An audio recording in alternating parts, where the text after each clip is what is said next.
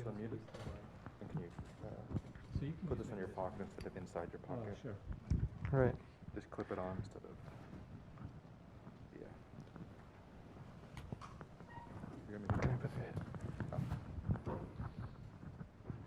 Okay, great. Good. Is it muted? No. It's not. It's unmuted. So It's unmuted. Yeah.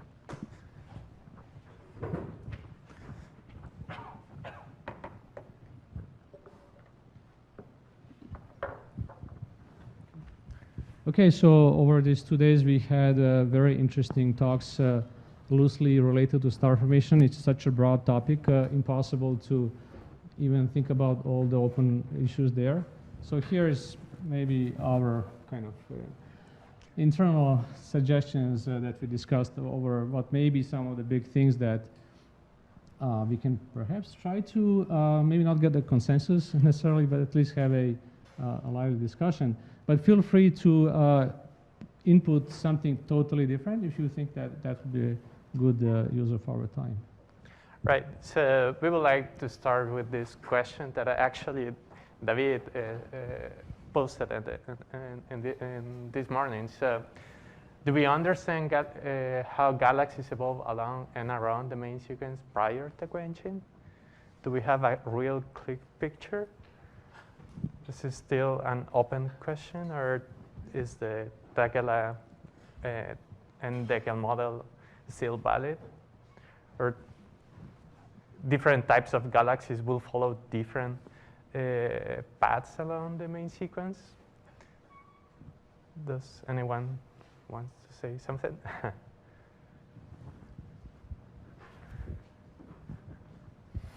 Well, I think the answer is not, no, but I think it's a very important question to answer, because I think one needs to really differentiate between how the main sequence evolves and essentially how the populations of galaxies at a fixed redshift evolve. So if you look at let's say the stellar mass or the star formation rate of galaxies as a function of mass at a fixed redshift, how this evolves, let's say the main sequence, may look very different from how individual galaxies evolve, right? So it may not look the same thing. And so we don't know, I think, at least from the simulation, the different models, you can essentially get an evolution that is sort of along the main sequence, or you can get something where the star formation rate is essentially constant for given galaxies function of time, and then you do not evolve along the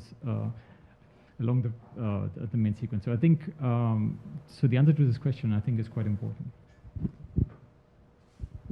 This morning we also heard something about the compaction and how it may or may not be a valid model or a workable model. Is there something? Is there any observational way to actually try to get a handle on that? I was wondering about maybe that. David, would you like to maybe? One thing we looked at is that the clumpy UV galaxies that were seen with these big clumps, we wondered whether we could find them again in the infrared, and whether it was there that star formation was taking place. And when you look at the ALMA images, you don't find those clumps. The galaxies are quite smooth and concentrated, and they have most of their star formation centrally concentrated. And so we don't find anymore those signatures of the clumps that are producing a relatively minor contribution to the star formation. And that was one thing which was connected to those instabilities in the gas, and then migration of the clumps, and are they long-lived or not, or whatever. But so that, yeah, that's one. It's not answering the question, but it's just to say that well, one of the paths that was considered in the past was that you make these clumps that are instabilities in disk, and then they migrate to the center, and they build the bulge. And what we see instead is that most of the dusty star formation is centrally concentrated. But again, it's on massive galaxies. We don't have the power to see the low mass galaxies. Ayer has a question.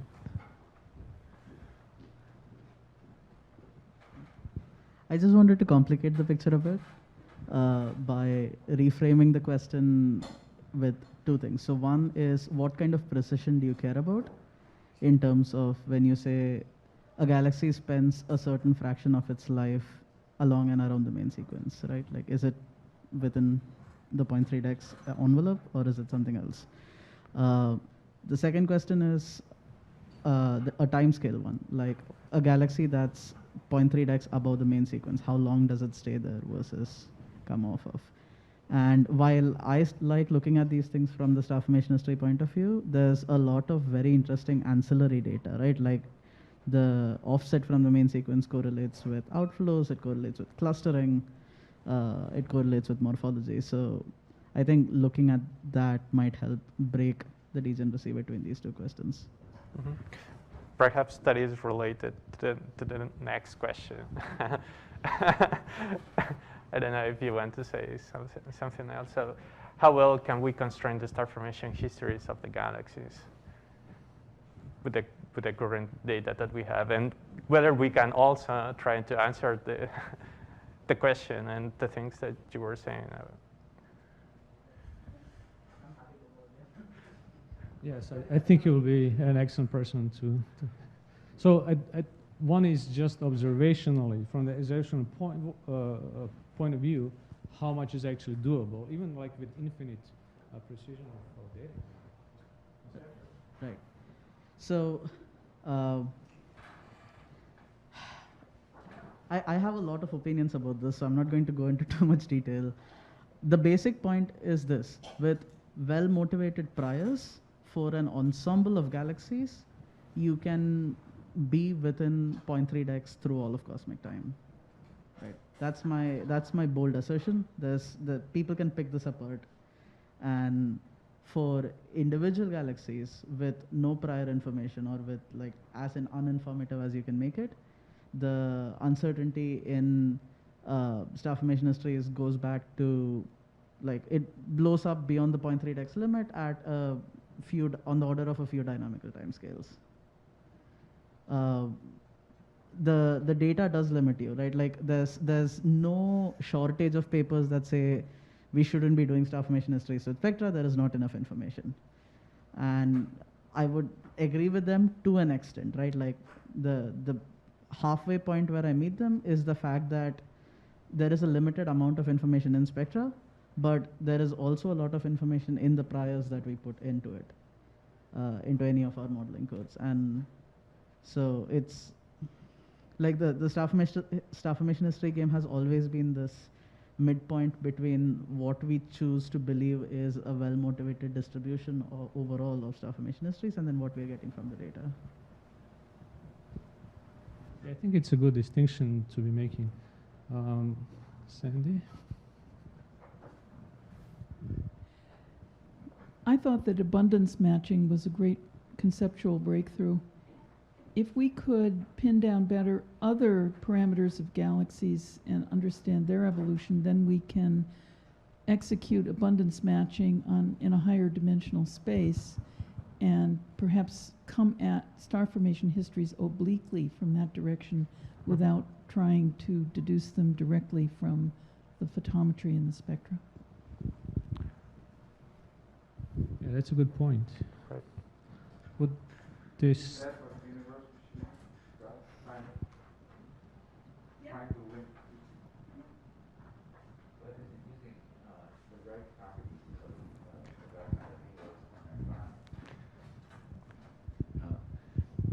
I think what Sandy's saying is that the better we understand the galaxy halo connection, we can use other properties of the halos, including their environments, their accretion history, etc., which in general are not used in standard abundance matching. Usually abundance matching is you take one parameter, luminosity of the galaxy, some kinematic parameter, something like that. You take one parameter of the halo, mass, and you just match the ones of the same number density. But as soon as you enlarge the space, you start to use 2 or 3 different halo properties and 2 or 3 different galaxy properties, then you may be able to do something quite different. I think that's what Sandy's trying to say. Partial. Something in addition. That's very true. But I also had in mind properties that, like sigma 1, which it's hard to imagine ever go down. Mm-hmm. So I'm less sure about radii. I guess radii can go down, but sigma 1 can't. Not catastrophically though. I'm referring to the point on my last in my talk that said that radii differ by a factor of 5. That's enormous. And so when people have done like abundance matching to find progenitors of the Milky Way and shown pictures of the Milky Way back in time, they look somewhat unrealistic because they're big galaxies, and then a minute before they're tiny galaxies because they haven't applied any constraints as to how the structure can change on short time scales. Mm-hmm. So. Right, but abundance matching usually, when you do star formation histories and abundance matching, you normally get something that is, well, you can get either the median if you don't apply any scatter, and it doesn't tell you too much about the time scales of the physical processes. So I think that it's important to include, and it will be also interesting in how to modify HOD models in general in order to put these time scales in the star formation histories, and not only follow perhaps the time scales of the dark matter halos, of the accretions of the dark matter halos. Mm-hmm.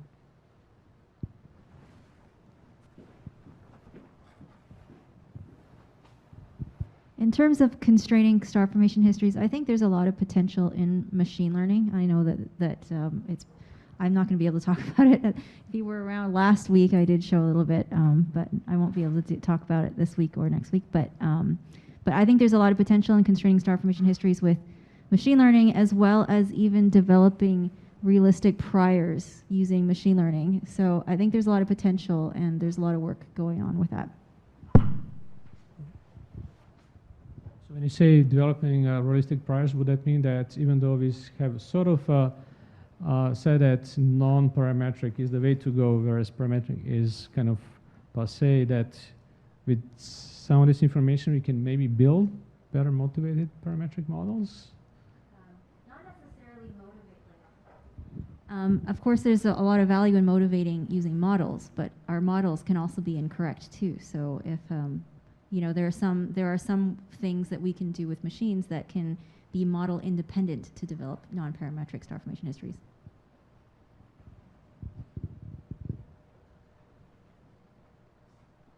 Any other comments on this question? Okay, let's move on to the regulator model and its ability to explain various scaling relations. Where are we in terms of being able to validate this fully? What are the open questions there?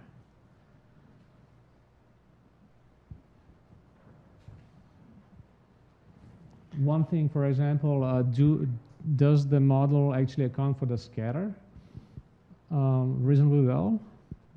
What in terms of its validity at different redshifts? Right. At which redshifts we believe that the Patoff model should apply to galaxies?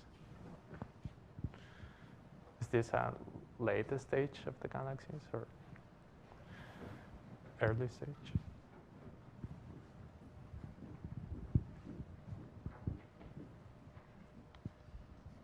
Yeah, I would like to connect that question to another question that was discussed this morning, which is where is the H1? And because here we're talking about the gas, and in fact, when we speak about the gas we see, it's usually the molecular gas in the distant galaxies. And one thing which has been puzzling to me is that when you look at galaxies that go above the main sequence, they have a higher gas content often. Now, you take two galaxies that have, let's say, 30 or 40% gas fraction, you merge them together, you end up with a galaxy with a 55% gas fraction, for example. So where did the gas come from? Normally you should have the same gas fraction. So one possibility is that this is the H1 CGM that is funneled in during the merger. And I think that's an important aspect that is not yet considered, and which is maybe the best evidence for this presence of the H1, the fact that there is more gas in mergers than in non-mergers, and which is not taken into account in the classical bathtub model.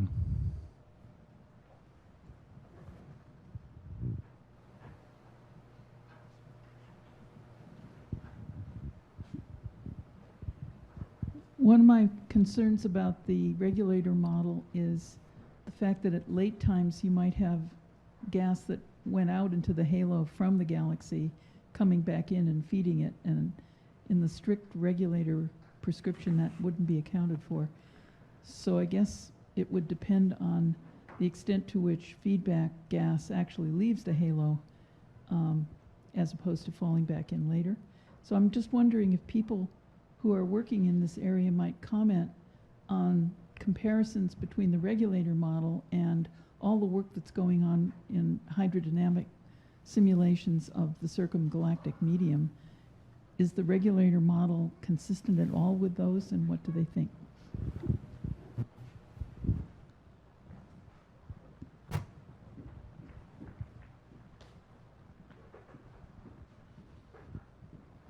Maybe Neil wants to say the same thing, so. Okay, we'll see. I hope I do. I mean, a number of things which have, I guess, been somewhat mentioned already. Number one, the issue of the scatter is certainly an important aspect, and typically these bathtub models take the average star formation rate or the average mass accretion rate onto a halo, and very few versions of them have tried to implement the scatter, though those that have shown that including scatter in the accretion history onto the halo can actually reproduce certain features of the scatter in the mass metallicity relation, for example, or things of that sort. Another aspect related directly to the CGM, that's certainly been kind of what's the word, a disadvantage of the straightforward gas regulator models, that you either assume that everything that falls onto the halo reaches the galaxy and is available to form stars, or at best there's some penetration parameter or some fudge factor. There's some fixed fraction of what hits the halo, hits the galaxy, and is ready to form stars. And all this very complicated mass flow through the multi-phase CGM and back out again is completely swept under the rug. And something maybe like what Viraj told us about the other day is maybe beginning to go in that direction of having your bathtub include both the galaxy and the CGM, although there's certainly a lot more work to be done there. The final thing, the issue of recycling. There have been attempts to include recycling in various versions of the bathtub model. The simplest way to do that is just by assuming a lower mass outflow rate than you otherwise would have. That's kind of assuming an instantaneous recycling approximation, which is obviously not true. Romil Dave and his collaborators have had a version, I can't remember the exact paper. I believe the first author was Mitra, but I might be wrong, where they include a delay time distribution between the outflow and the reaccretion, and that was shown to really improve the results. But I mean, again, you really, and I think the work that's really zooming in on the CGM by the various collaborations has shown this, the details of how gas flows through the different phases in the CGM, the hot component to the cold component and back again, and star-forming component. It's very complex, and you're obviously going to be missing a lot, certainly with regard to higher order properties, by neglecting all of that. I don't know if that had anything to do with what Avishai wanted to say, but. Well, in any case, we'll hear. I wanted to refer to a paper that Nir and I wrote studying the bathtub model and the way you reach the convergence and so on. One of the main results there is very intriguing, that this kind of models, when applied to a galaxy, fails to reproduce the high specific star formation rate at redshift 2 or so. It was a failure by a factor of 3 at least. And we didn't know how to solve it.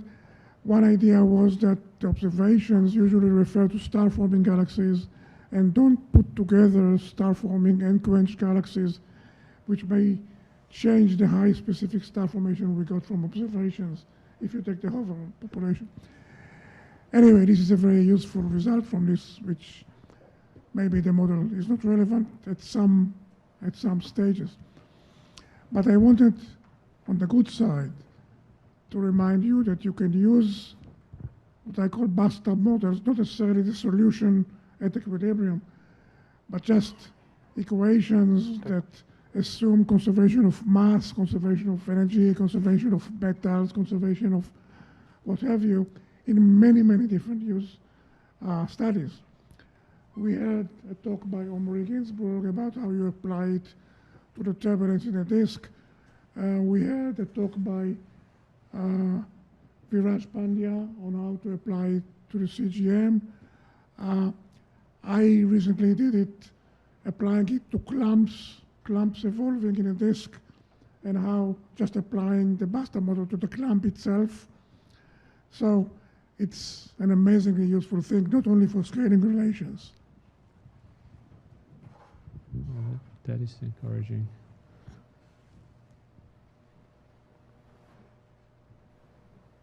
Yeah, do we have time for maybe one more thing? Not really? Oh, okay, yes, but we all need to adhere to stuff.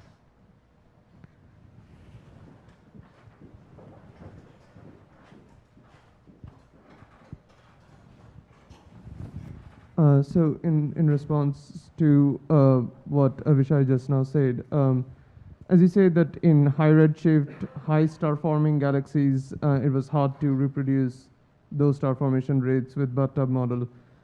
But I don't fully understand how you can include all the complexities that are involved in highly dynamic merging systems that are prevalent in the high redshifts with the bathtub model. And if you're missing that component in the bathtub model, which can explain this discrepancy.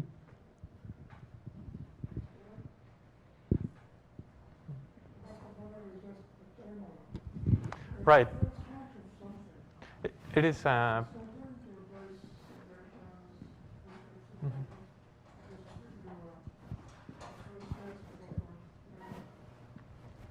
Right. It is a very useful model for getting the like the broad picture of the processes. So in one of our papers in the 2016 paper, the SHARC paper, so we actually reverse engineering by computing the star formation rates from the abundance matching, and then assuming the bathtub, and we can infer the evolution of the metallicity.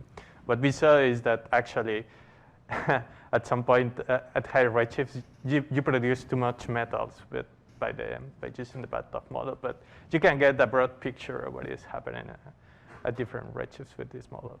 In that sense, it's very useful.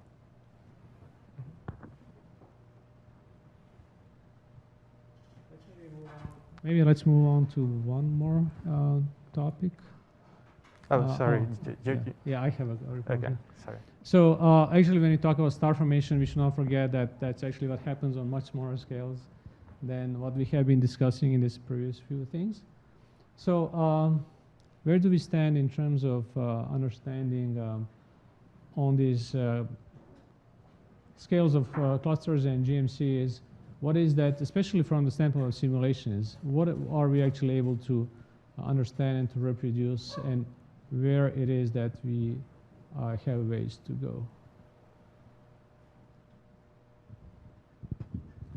Well, one issue has to do with what are called in the literature giant clumps. As Yi-Ching Guo showed in the candles data, at galaxies at redshifts greater than 1, a majority of galaxies, except for the most massive ones, of star-forming galaxies, have clumps that represent a large fraction of the UV luminosity of the galaxy, and probably have masses of 10 to the 7 solar masses and up. And I'm not aware of any simulations that correctly reproduce the stellar mass-halo mass relation and also get those clumps. The ones that we've been associated with, the Vela simulations do not. The fire simulations, as far as I know, do not. If there's anybody who knows of a simulation that does, I'd like to know about it. So I think that that's an outstanding issue, which may be connected with gas content, feedback, and other issues.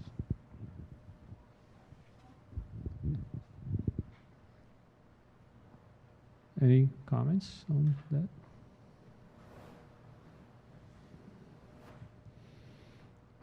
Would we expect James Webb to be changing this to some extent? What Webb is going to do is start resolving the clumps. The problem with HST is that at redshifts of 1 and greater, the resolution is a kiloparsec, not better. And models of clumps hardly ever have them that large. So the clumps are mixed in with each other and with the background light of the galaxy. Webb, with 3 times better resolution in each of the 2 dimensions, is going to resolve a lot of these clumps. And also, because it goes further into the infrared, it can give us masses, it can give us much better SED fitting, so we get the history. It's going to be a revolution. Well, that's something to look forward to.